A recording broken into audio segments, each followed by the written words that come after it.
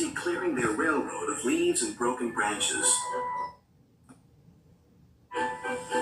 Peter, Sam, and Rusty often worked together.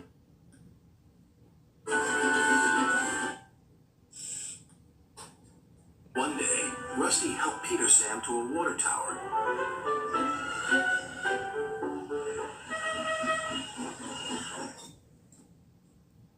Peter Sam felt much better after his long drink, but the freight cars were bored. Let's break away. Their loads were heavy and the couplings old. One snapped.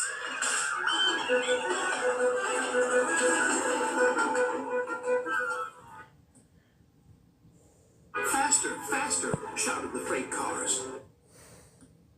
A sign read slow, steep bends and ravine ahead, but the silly cars never saw it.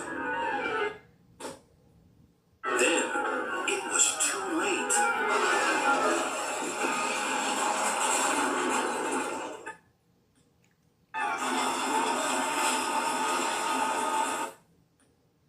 Peter Sam arrived at the scene of the disaster. His driver sighed. This was our fault. We didn't secure them properly. We'll have to get help to pull them out. Sir Topham Hatt will be very annoyed.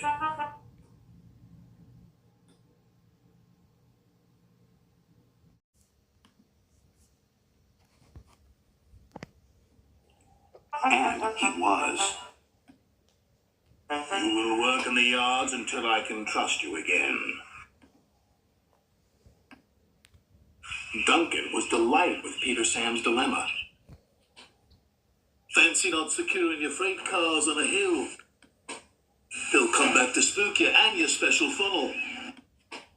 Woo! And who's to say you're not afraid of ghosts? Snapped Rusty. Ghosts? Things that go bump in the night? Rubbish! Well, I'll tell you a story that will make your funnel quiver, Rusty said. A long time ago, a little engine was returning home. It was a misty, moonlit night. Suddenly, the engine lost control and plunged over the side into the swamps below.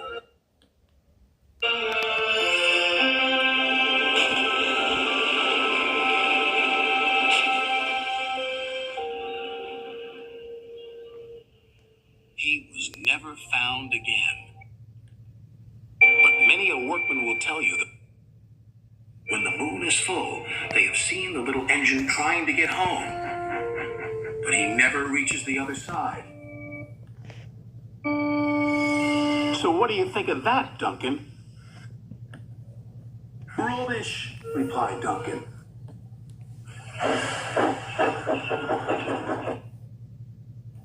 Never mind him, Peter Sam. He'd be frightened if he really saw a ghost. This gave Peter Sam's driver an idea. Let's play a trick on Duncan. The next day, he spoke to Duncan's driver and fireman, who agreed. We'll do it tonight.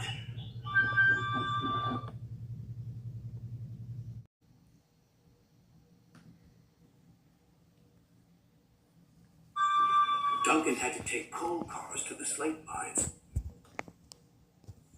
and then bring cars back. Duncan's driver decided as part of the plan to cross the old iron bridge. Haunted bridge. Rubbish, snorted Duncan. It's as tame as a pet rabbit's. But all the same, he kept thinking about Rusty's story. When dusk fell, he was keen to leave. If we don't go now, Scarloey will take my favorite place in the sheds. We have to collect our cars first, his driver replied. He could see their plan was working because Duncan was nervous.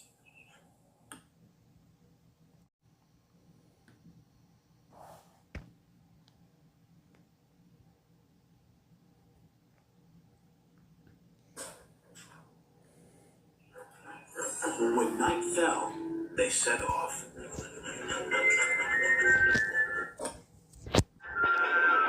The mists were rising around the old iron bridge. Duncan whistled, and the sound echoed everywhere.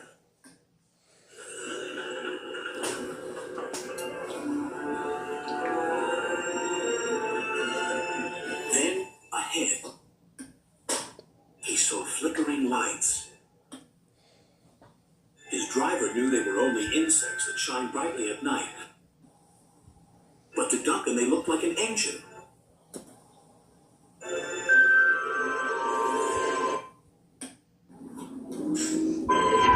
Next, his driver secretly threw a rock from the cab into the ravine below.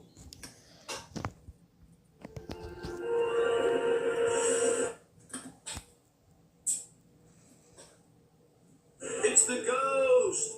Take me back! Take me back, please! When Duncan reached the safety of his shed, he closed his eyes tightly. Spooked, are you, Duncan? Laughed his driver. No, I'm asleep. And Duncan refused to open his eyes.